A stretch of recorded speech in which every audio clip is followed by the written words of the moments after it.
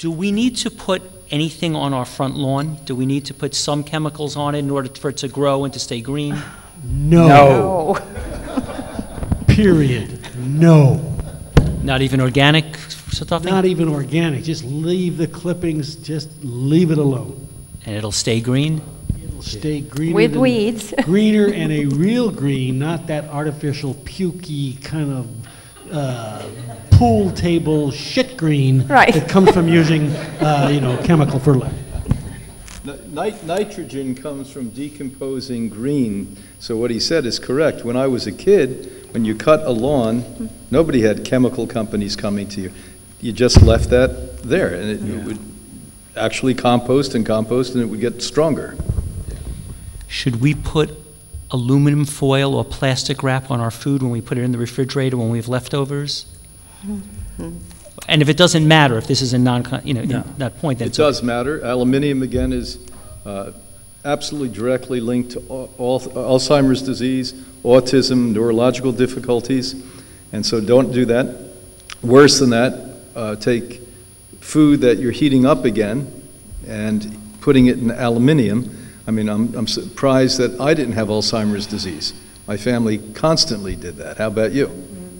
And then as far as the plastic, there are some plastic wraps, if you look long and clear on the internet, that are made out of corn, probably genetically modified corn, but corn that you can use rather than, just like we have glasses, cups at Hippocrates that are not plastic.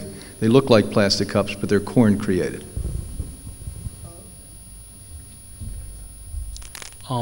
What about the plastic water bottles that bikers and everyone has? What should you use if you leave your house and you want to drink water all day? What type of container should you use? Stainless steel. What kind? Stainless steel, I would say. Glass. Or glass. Yes. Or glass. And don't drink out of your garden hose either. That's because of BPA. That's the chemical in there. Read on the internet, Sheryl Crow, the singer's. She was intelligent enough to wonder why she got breast cancer, and they did genetic testing. It was the bottles she was drinking out of constantly on her rock star tours. And if you drink out of plastic water bottle, for goodness sake, don't leave them in the sun. If you're drinking in the car and you don't finish the bottle, don't leave it in the car. It's the heat which will increase the dissolution of the additives to plastic. Yeah. I'm asking all these different things about chemicals, but when you eat processed food, donuts,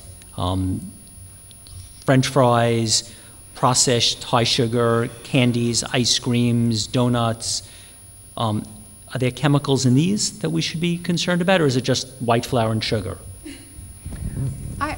It depends. I mean, they do sell organic junk food now. But I think it's important for people to reevaluate whether we need so much grain and sugar and carbohydrates. Because I think we're overwhelmed. It overwhelms our bodies and it becomes toxic, even if it seems like it's good, like it's organic cane sugar.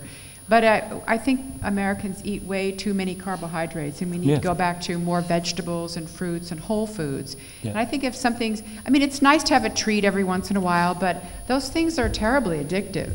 I know myself, if I get into a carb thing, if I eating something, like a birthday cake or some cookies, you just don't want to stop eating them. It's addictive. Sugar is addictive, and I think that we need to move away from that as being our sort of reward is these kind of sweets and things like that, because I think they can take over people's diets, and the more people eat whole foods and healthy foods and real fruits and vegetables, I think they actually feel stronger. They feel less dependent and less sort of addicted to, this sort of input stuff. One of the things that sugar does, having studied water, if you mix sugar with water, you get a kind of paste. And those diabetics with high blood sugar, the physicians who examine them say that their blood is like ketchup. It's so thick. So you can imagine the difficulty of having that blood flow through the small capillaries is really difficult. So the tissues get starved of oxygen, and the tissues then die as a result. It's sad. This is called, what Dr. Pollack is talking about is something that Maillard back in 1930 spoke about from France. and it's called glycation.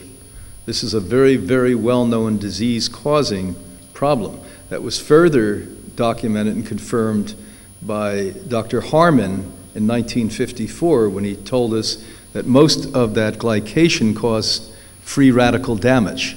And free radical damage is really ultimately the chemical process that creates all premature aging and disease. The spots you have called age spots are free radical damage. Sunspots, free radical damage. What about sunblock? They have healthier sunblock now. They use zinc. Yeah. They're going back to zinc instead of these chemicals. You may want to look on Hippocrates' website, Healing Our World magazine. We interviewed a husband and wife, Ph.Ds. They're the world's leading authority on sunblocks, and show that about 90% of the market, including the ones you buy at health stores, cause cancer. And so be very, very cautious with this. You know, there are some, as you've articulated, that are much better that you can eat. Obviously, what I would suggest for people would be that, but they're rare. You don't find these even at a health store. The other thing is, don't go in the sun in the middle of the day.